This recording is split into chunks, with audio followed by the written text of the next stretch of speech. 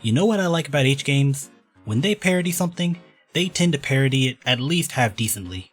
Unlike first 5 minutes of the video.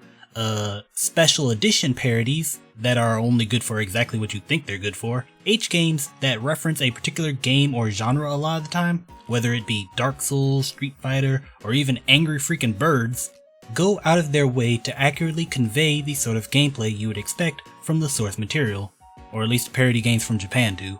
So now I have to ask the question that literally no one expected to have answered. What if Slay the Spire was an H game?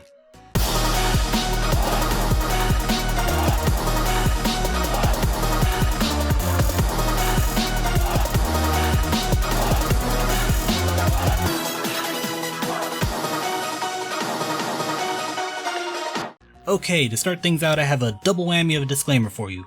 First of all, this game is in early access and was provided to me for free by the publisher Critical Bliss. Oh yeah, it's all coming together. And secondly, I've never played Slay the Spire before. I know, the game was on the internet's hot list back in early 2018, but I was...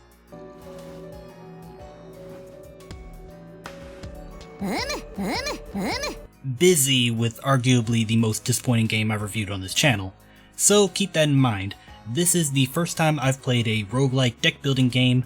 I've watched some streams to get a general idea on what the source game is like. If it even is the source game, I don't know. But otherwise, I'm going into this completely blind. If any of you have played Slay the Spire, let me know your thoughts on how this game compares. So, where to start? Well, the title is called Last Evil, and like I said 2 seconds ago, this is an early access roguelike deck building game, with its unique twist being that instead of beating up foul demons, you are the foul demon. A soul, and nothing else, sucking succubus, descending into the depths of a dungeon, facing off against monsters and creatures and men armed only with kunai with chain. I regret to inform you that despite being a card game, this title does not have any cards to chain up enemies. But they can do it to you, so that's fun. Now this is a roguelike, so RNG is all over the place, from the cards you get to the events you interact with, to even the very dungeon layout. Sometimes the boss is on the other side of the dungeon, sometimes it's only a couple feet around the block. To keep things exciting though, you can only see a couple of squares ahead of where you are located, so you can't just beeline it to the boss. But you really don't want to in the first place, or else this happens. And then you get an H scene, but we'll talk about those in a bit. Gameplay is basically Slay the Spire Succubus edition, but if you're like me, that probably doesn't mean much to you, so I'll explain what I think the core of STS is real quick. The idea is to progress through a maze of battles, each one granting you a random card for your deck, making you slightly more powerful than before. There are random events that you can come across with varying outcomes depending on your choices. Some will either help you and some will harm you. There are shops that you can go to alter your deck, pieces of equipment you can obtain to augment your playstyle, and it all leads up to facing off against the stage's boss with everything you have gathered up to that point. Rinse, repeat until the game is beaten. Now if that sounds like the core of just about every roguelike title to come out in the last couple of years, you're pretty much right. But the deck building aspect is really what makes this style stand out, especially in the combat. Each turn you get a set of cards that all cost varying amounts of mana to use. You try your best to string long, fancy combos to deal massive damage and make the bad guy go away. Or I think they're the bad guy because, you know, we are the demon. This combat is so much fun that it really got me thinking about outright buying Slay the Spire just to get more of it. But again, Last Evil does put a couple of unique Succubus themed twists on the formula, one of those twists being the Lust Gauge, a secondary resource that certain spells use.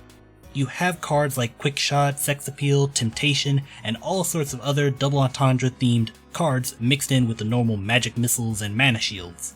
They aren't any more or less effective than the normal cards, for the most part.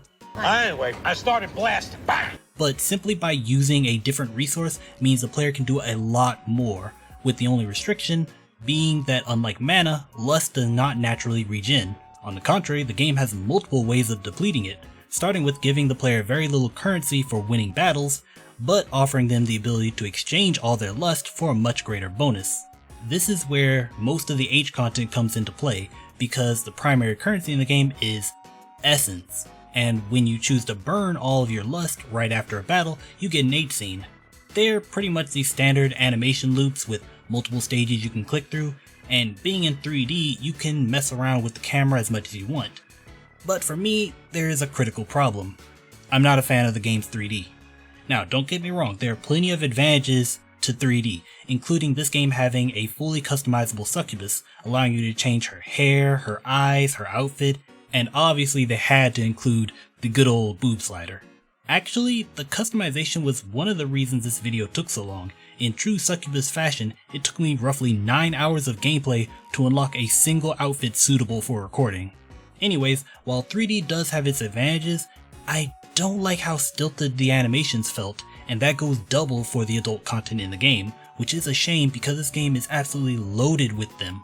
Every single enemy type has 2 different scenes, one for victory and one for defeat.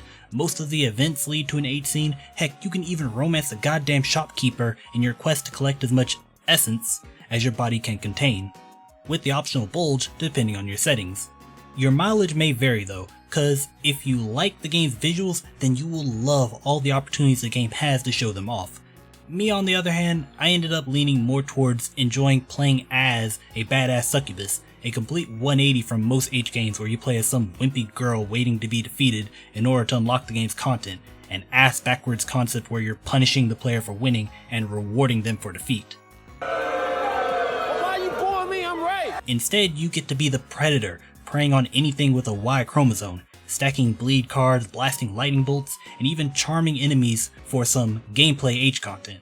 There really isn't a feeling quite like seeing one of those annoying healer formations and just going, "Hey you." Huh? I can suck your dick. Deal.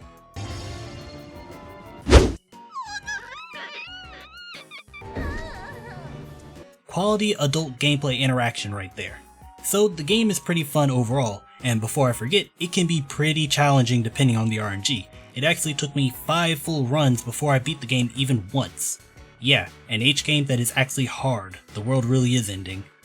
But I do have a couple of criticisms to throw out there. First of all, being just how RNG heavy it is. Like, I don't know if this is traditional with Slay the Spire type games, but there is so little control given to the player over the situation that at times it feels like the game is just taking you for a ride. One run can have all the enemies tossing you around like a bag of potatoes until you either die or give up, while another can throw the magical nipple pasties of awesomeness on you at the first turn, and you proceed to god run through the rest of the game. I know that RNG is a central theme of roguelikes, but the player needs to have some level of control, like how in FTL there is the blue option, that is always a good outcome, but requires the player to already have some sort of item or unit in their possession. Another criticism is the lack of different starting classes or decks to mix things up, something I noticed Slay the Spire does indeed have. Last Evil instead has a couple of perk trees that you can set up beforehand, but none of the perks really excite me in the way I think a perk tree should.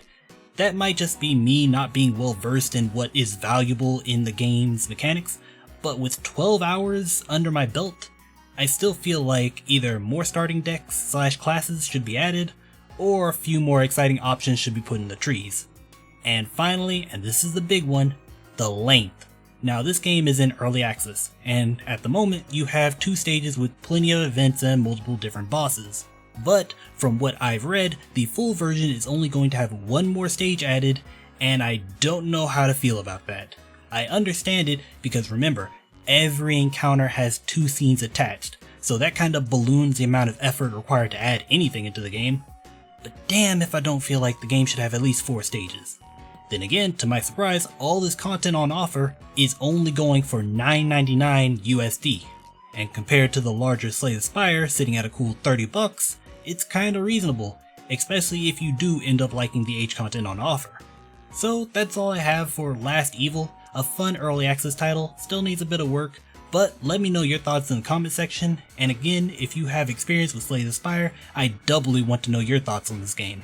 But with that said, I'm suddenly on a time limit for my Commodore review, so I gotta go. Matane!